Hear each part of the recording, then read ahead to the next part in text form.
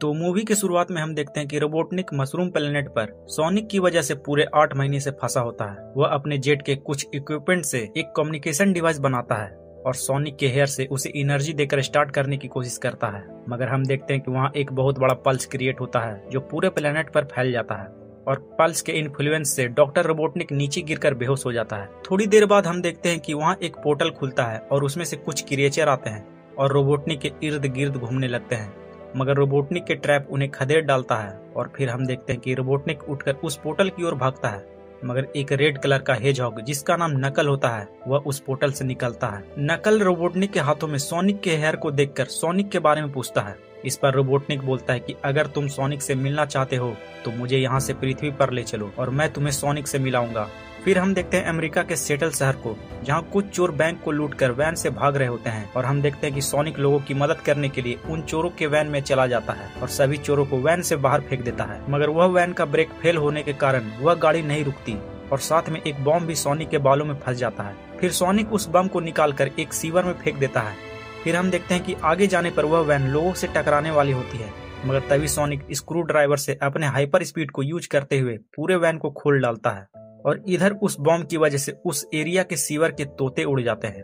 फिर सोनिक सभी से बोलता है कि उसे थैंक्स कहने की कोई जरूरत नहीं और फिर वह ग्रीन हिल के लिए निकल पड़ता है और अपने घर में चुपके से पहुंचता है ताकि थॉमस और मैडी को उसके कारनामे के बारे में ना पता चले, और वह जाकर सो जाता है। मगर तभी मैडी आती है और उसे याद दिलाती है कि वह थॉमस से वादा किया था कि वह थॉमस के साथ फिशिंग करने जाएगा। सोनिक ना चाहते हुए भी उसे थॉमस के साथ फिशिंग करने के लिए जाना पड़ता है। फिर हम देखते हैं कि सोनिक को नींद पूरा ना होने की वजह से वह बोट पर ही झप्पी मार रहा होता है और वह पानी में गिर जाता है और डूबने लगता है क्योंकि सोनिक को स्विमिंग नहीं आती।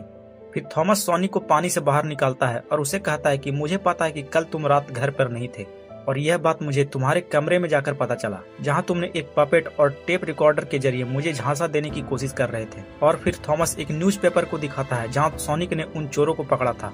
थॉमस सोनिक से बोलता है कि मैं जानता हूं कि तुम सुपर हीरो की तरह बनना चाहते हो, मगर सब ठीक करने की वजह तुम सब बिगाड़ देते हो। इस पर सोनिक बोलता है कि इससे कोई फर्क नहीं पड़ता कि उसने यह रेस्क्यू कैसे किया, और सोनिक को खुद पर गर्व होता है। मगर थॉमस सोनिक से बोलता है कि तुम्हारे पावर के यूज का वक्त उस समय आएगा जब तुम्हारी असलियत में जरूरत होगी और वह पल तुम्हें खुद चुनेगा। फिर दोनों घर चले जाते हैं। फिर थॉमस और मैडी को देखते हैं जो रिचल के मैरिज फंक्शन में हवाई जाने के लिए रेडी होते हैं और सोनिक उन दोनों के लिए हवाई का पोर्टल खोलता है और थॉमस को एक रिंग देता है वापस लौटने के लिए। और फिर मैडी जाते जाते सोनिक से कहती है कि घर पर ठीक से रहना और कोई मुसीबत खड़ी मत करना। फिर हम देखते हैं कि सोनिक उन दोनों के जाने के बाद घर में मस्ती स्टार्ट कर देता है और पूरे घर में सामानों को बिखेरे हुए होता है। तभी हम देखते हैं कि ग्रीन हिल में एक पोर्टल खुलता है जिसमें से एक टेल्स नाम की एक फॉक्स निकलती है। वह सोनिक को ढूंढ रही होती है।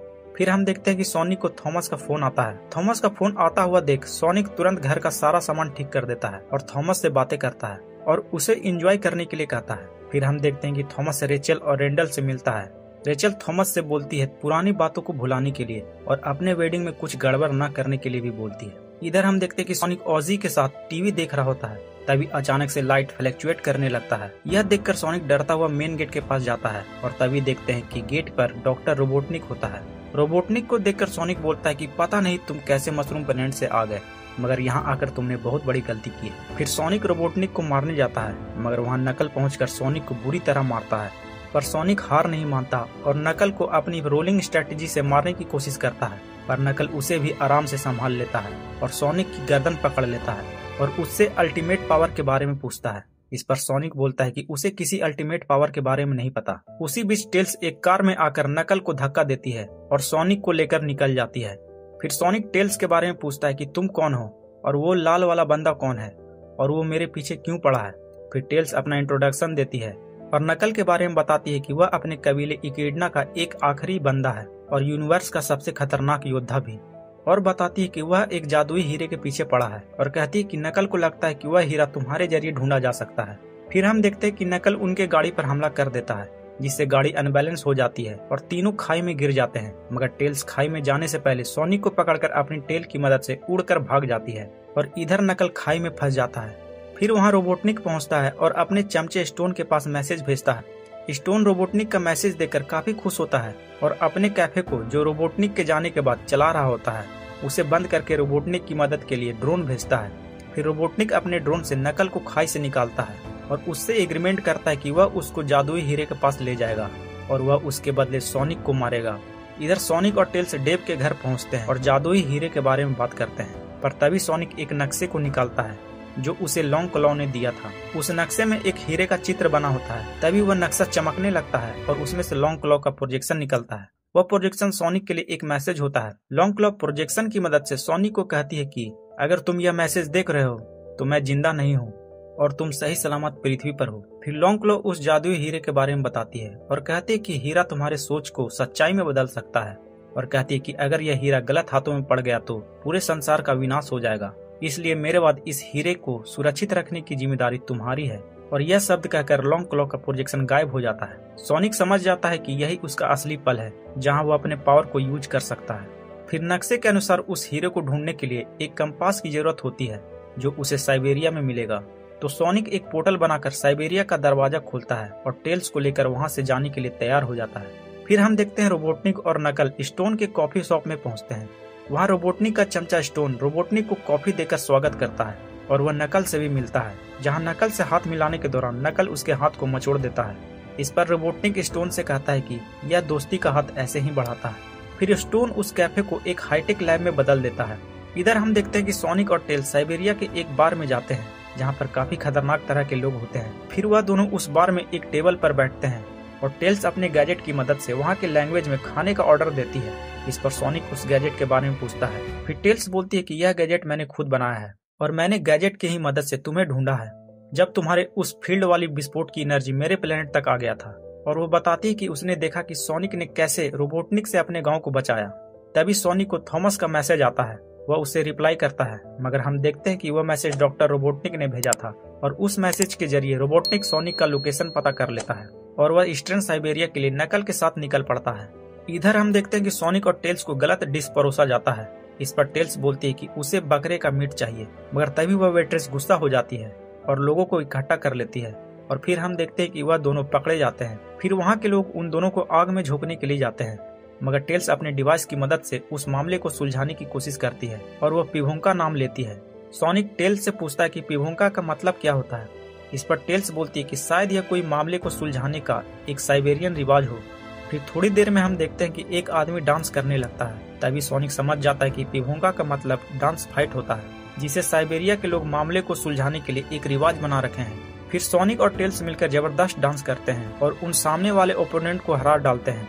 बैटल करने के बाद दोनों वहीं कुछ बातें करते हैं और सो जाते हैं और वहीं रात बिताते हैं। अगली सुबह होने पर वह दोनों कंपास को ढूंढने के लिए निकल जाते हैं और नक्शे के अनुसार एक बड़े से गुफा में पहुंचते हैं। फिर वह दोनों दीवार पर कुछ लिखा देखते हैं। तभी टेल्स उसको पढ़ती है और बताती है कि सदियों पहले इकिडनास नाम के खतरनाक कबीले के योद्धाओं ने मिलकर 7 जादुई हीरे से एक ऐसा जादुई हीरा बनाया जिससे ख्यालों को सच किया जा सके। वह हीरे का पावर इतना ज्यादा होता है कि जिसके पास वह हीरा होगा वह अकेले ही एक सेना को आराम से हरा सकता है। मगर कुछ योद्धाओं ने उनसे लड़कर उस हीरो को छुपा दिया ताकि उसका गलत इस्तेमाल ना हो सके। फिर सोनिक और टेल्स उस कहानी को पढ़कर आगे बढ़ते हैं, जहाँ एक बड़ा सा उल्लू का स्टैचू होता है। फिर सोनिक नक्शे को देखकर उस स्टैचू में बने पजल को सॉल्व करता है और तभी एक कंपास उसमें से निकलता है। मगर तभी वहाँ नकल और डॉक्टर रोबोटनिक अपने ड्रोन के साथ पहुंच जाते हैं।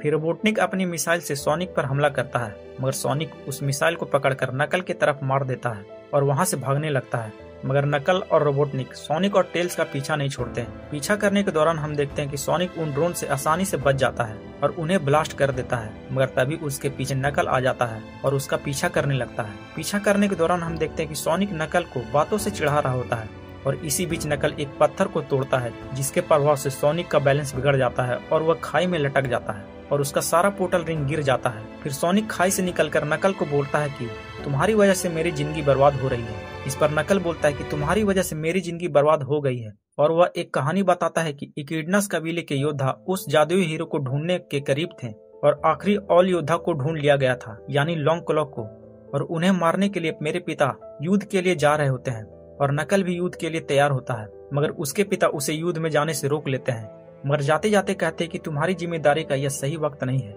जब वह सही वक्त आएगा तब तुम समझ जाओगे। और नकल बोलता है कि उस युद्ध में मेरा सब कुछ छिन गया। तभी वहाँ टेल्स आकर अपने गैजेट से नकल को बांध देता है और सोनिक को भागने को कहती है, मगर सोनिक उसके पास कंपास फेंक कर भागने को कहता है मगर बीच में आकर वह कंपास रोबोटनिक और नकल लेकर चले जाते हैं और जाते जाते एक हमला कर देते हैं, जिससे टेल्स बेहोश हो जाती है। सोनिक टेल्स को जगाने की कोशिश करता है, मगर वहाँ बर्फ का खनन होने लगता है, जिससे देखकर सोनिक स्केटबोर्ड बनाकर भागने लगता है। अब वह पोर्टल भी नहीं खोल सकता क्योंकि उसका सभी पोर्टल रिंग गिर गया होता है। फिर सोनिक थॉमस को फोन लगाता है, मगर थॉमस रेचल के वेडिंग में अटेंड होने के चलते फोन नहीं उठाता। फिर सोनिक एक इमरजेंसी मैसेज भेजता है, जिसे देखकर थॉमस उठकर अलग जाता है और सोनिक से वीडियो कॉल पर बात करता है। सोनिक वीडियो कॉल पर अपनी सिचुएशन बताता है और थॉमस को पोर्टल बनाने के लिए कहता है। फिर थॉमस रिंग फेंककर पोर्टल बनाने की कोशिश करता है, मगर वह रिंग काम नहीं करती। तभी वह देखता है कि वह पोर्टल रिंग असली नहीं है, क्योंकि थॉमस जोजो के साथ मजाक करने के दौरान उसका पोर्टल रिंग बदल गया था। तभी वह दौड़कर रेचल के पास जाता है और बताता है कि तुम्हारा वेडिंग रिंग बदल गया है। मगर रेचल को लगता है कि थॉमस मजाक कर रहा है और वह रिंग देने से मना कर देती है। पर तभी थॉमस रेंडल को एक जोरदार पंच मारता है और उससे रिंग छीनकर पोर्टल बनाता है और हम देखते हैं कि उसमें से बर्फ के साथ सोनिक और टेल्स निकलते हैं। फिर सोनिक थॉमस और मैडी से बोलता है कि रोबोटनिक वापस आ चुका है और उसे नहीं रोका गया तो पूरी धरती को तबाह कर देगा। तभी वहाँ के सारे लोग गन निकालकर सोनिक पर तान देते हैं और सोनिक को इलेक्ट्रिक नेट से पकड़ लेते हैं। वहाँ पर पता चलता है कि वहाँ के सभी लोग एक एजेंट हैं, यहाँ तक कि रेंडल भी। तभी वहाँ एक ऑलिव गार्डन नाम का एक ऑफिसर आता है और वह बताता है कि वह सभी फेडरल एजेंट है और यह शादी एक नाटक है जो सोनिक को पकड़ने के लिए बनाई गई थी। यह सब सुनकर रेचल का दिल टूट जाता है। फिर हम देखते हैं कि सोनिक और टेल्स को पिंजरे में बंद करके होटल में रखा जाता है और साथ में थॉमस को भी पकड़कर होटल में रखते हैं जब तक उन्हें लेने के लिए हेलीकॉप्टर न आ जाए। फिर जोजो की एक फ्रेंड मैडी को टेल्स का एक बैग देती है जिसमें कुछ गैजेट होते हैं। उसमें का गैजेट देखकर मैडी को कुछ समझ में नहीं आता। फिर मैडी और रेचल मिलकर सोनिक, टेल्स और थॉमस को बचाने के लिए होटल में जाते हैं। होटल में जाने से पहले एक एजेंट मैडी को पकड़ लेता है। तभी मैडी टेल्स के बैग में से एक गैजेट निकालकर उस एजेंट के पास फेंकती है, जिससे वह एजेंट हवा में उड़ जाता है।